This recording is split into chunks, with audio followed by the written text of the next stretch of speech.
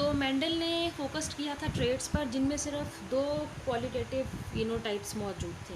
हमने 7 contrasting characters के बारे में बात की थी। ये 7 जो कंट्रास्टिंग करेक्टर्स है उसमें आपने देखा था कि हर करेक्टर की सिर्फ 2 ही वैराइटीज़ पाई जाती थी।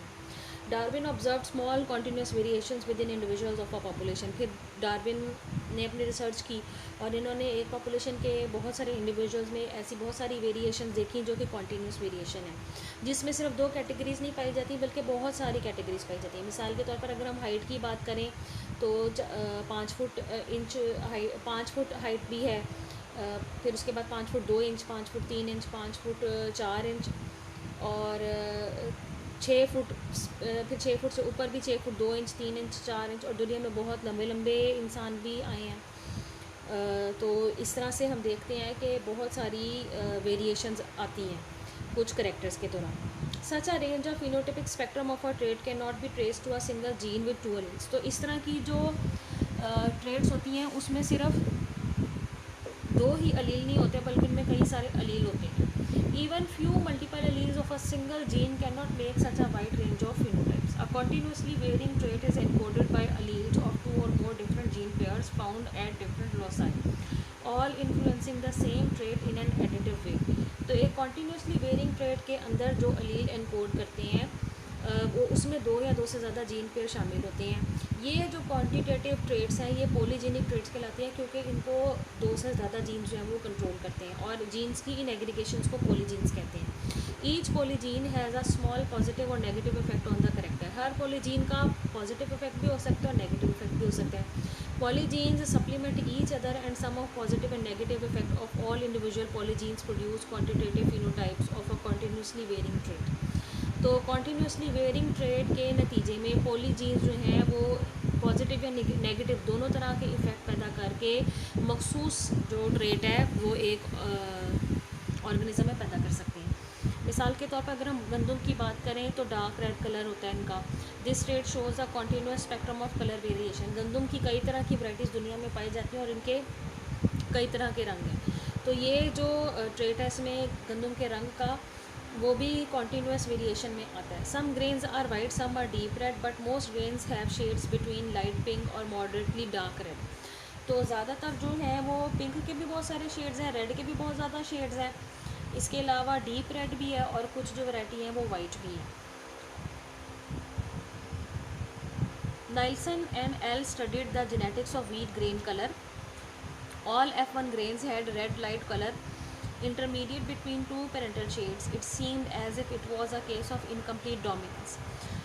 जब उन्होंने पहली फीलियल जनरेशन को देखा था तो उनको लाइट रेड कलर नज़र आया था। उन्होंने क्रॉस किया था रेड और वाइट प्लांट्स के दरमियान वीट के, तो उन्हें लगा कि शायद ये भी इनकम्प्लीट डोमिनेंस है जैसे 4 ऑफ लॉक प्लांट है। But when F1 grains were grown to mature plants and crossed with each other, F2 grains had exactly 7 shades of colors in the ratio of 1 dark, 6 moderately dark, 15 red, 20 light red, 15 pink, 6 light pink and 1 white.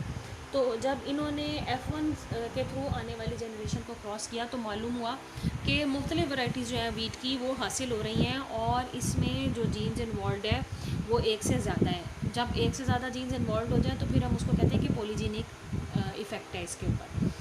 तो different gene pair जब ये control करते हैं, मिसाल के तौर पर आप देख सकते हैं यहाँ पर capital A small A, capital B small B, capital C small C. Alleles capital A, capital B, capital C code for an equal amount of red pigment which is positive effect. अगर allele ए, B और सी को देखें तो ये यकसा मकदार में red pigment जो पैदा करते हैं और ये पॉजिटिव इफेक्ट है। But none of small A, small B, small C encode red pigment which is no dose negative effect. तो अगर हम बात करें small A, small B, small C की तो ये एनकोड करते हैं red pigment which is a no dose negative effect. इसमें नेगेटिव इफेक्ट जो है वो नहीं है। If all the 6 alleles code for red pigment, मिसाल के तौर पर अगर ये होमोजाइगस कंडीशन में capital A, capital B, small capital C आ जाता है तो ग्रेन का जो कलर है वो डार्क रेड हो जाएगा। इसका मतलब है कि हमारे पास जो जीन है capital A, capital B, capital C, ये होमोजाइगस कंडीशन में तीनों आते हैं तो कलर फ़र्क होगा। अगर इनमें से कोई एक के साथ कोई रिसेसिव आ जाता है, जो कि आप यहाँ अपनी बुक की पेज पर देख रहे हैं, capital A, small A, small B small B small C, इसी तरह small A capital B small B small C, इसी तरह small B capital C small C. तो मुख्तलिफ़ कलर्स की जो वैरायटी है वो आ जाएगी, फिर वो रेड से चेंज होना शुरू हो जाएगी, डार्क रेड से, और पिंक की तरफ चली जाएगी। और अगर हम बिल्कुल ही रिसेसिव कंडीशन की तरफ चले जाएँ, स्मॉल बी स्मॉल सी, तो वो वाइट कलर आ जाएगा। तो इस कंडीशन को हम यहाँ पर ग्राफिकल रिप्रेजेंटेशन में देख सकते हैं। एक तरफ वाइट शुरू हो रहा है, दूसरी तरफ डार्क रेड शुरू हो रहा है, और इनके दरमियान में इंटरमीडिएट जो बहुत सारे कलर्स बीच के आ सकते हैं वो शुरू हो रहे हैं। जैसे कि लाइट पिंक है, फिर उसके बाद पिंक है, फिर लाइट रेड है, फिर डार्क रेड है, फिर मॉडरेटली डार्क रेड है जो कि थोड़ा सा ब्राउन की तरफ चला जाता है, और फिर डार्क रेड है।